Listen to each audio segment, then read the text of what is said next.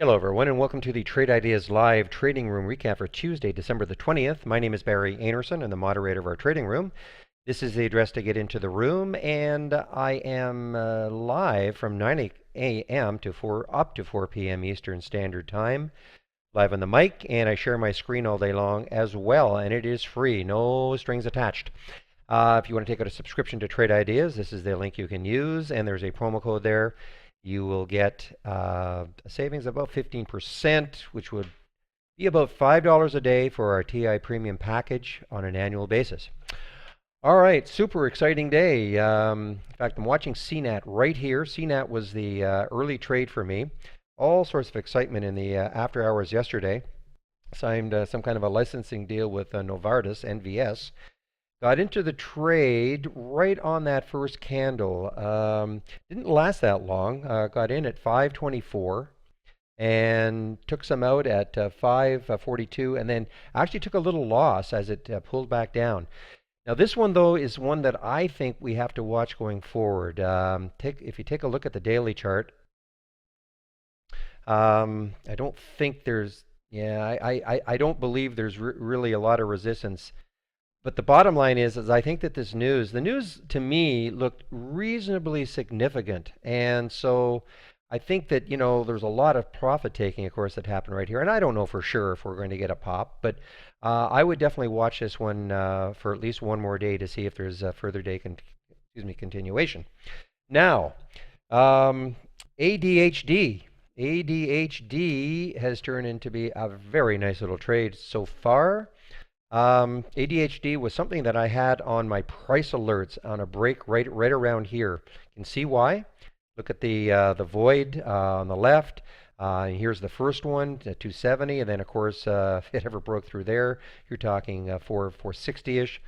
Again, when I always talk about this, I'm not saying it's going to happen, but I like to try to put the odds in my favor. Take a look at a daily chart, weekly chart to see if there's any resistance nearby, and if there isn't, then to me it looks like a good deal. So I was waiting for a break of that high right there. That happened. Took the trade at 222. I have sold, let me just get to the 15-minute time frame. I have sold some out at, in fact, I was a little upset. I didn't get out. There was the pop immediately. Pulled back down, but I have sold some out right up here at 242. And there's a part of me that says I may swing this as long as it can hold this area. I don't want it to, if it falls all the way back down here, I'm certainly not going to. But if it can hold this area, there's a part of me that probably is going to swing the trade. Now, Holly had a couple of really interesting, great trades. I'm still in one of them, UIHC. Let me just get this out of here, UIHC.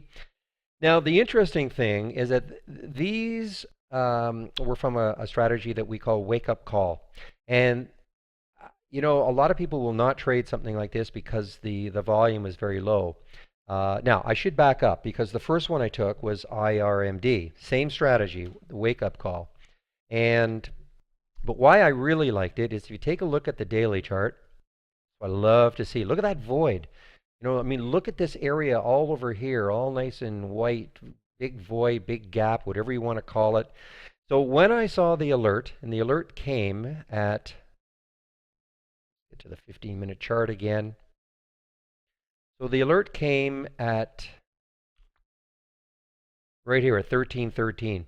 So when I saw that void, the volume was only about 50 or 60,000 shares, all right? But I think, like as is named, it's kind of called a wake-up call that maybe the stock is starting to wake up. Because right now, it's not huge volume, but it's 178,000. Probably by the end of the day, it'll be, maybe it could be 300,000. Again, if you're looking for trading stocks that are 1 million shares a day, okay, this is not for you. But for me, I thought because of the daily, because it had broken over the whole number, I decided it was definitely worth the risk to take. So I got into this trade at 13.15 actually, right here, put a mark. 13.15. Look what it did. 14.24. Now I wish I could say I held everything and sold right at the top here. Not quite, but I sold some at 13.65 on the way up, 13.55 on the way up, and my last was at 14. As it was coming down. So that turned out to be just a great trade. So it's sort of similar, this UIHC trade that I'm in. Again, the Holly alert was at 1622. Now the daily is not quite as clean looking, but maybe you can sort of see some similarity. You know, if you look left, here is maybe the void that we can see. So if you look left, there it is. So that's why I took the trade. I'm still in it. I'm in at, see now, I just wanted to get the daily chart, or sorry, the 15-minute chart. Here was the alert at 1622. I'm in this one at 1627. I haven't sold anything yet. Or have I? Can't remember if I.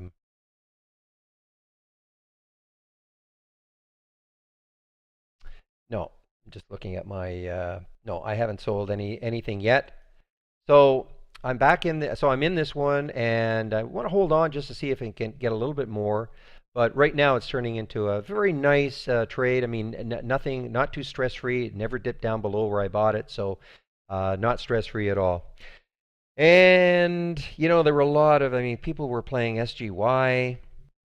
Look at that. I mean, this has just been a crazy one. I mean, this is filed for bankruptcy, but it doesn't really matter. People, you know, ask the question, well, why is it doing this after it's filed for bankruptcy or reorganization, Chapter 11, whatever you want? I mean, look at this incredible rise over 4 days from 450 to 1230. So, but anyway, I want to get back to the room. It's just been an exciting day, and Holly has been really good today for the couple that I took. I only took the two Holly trades.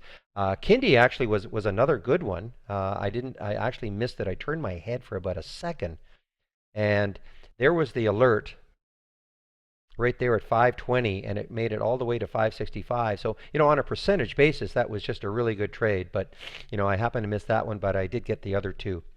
All right. Well, I am now done. I want to get back to the room. It's been a great day.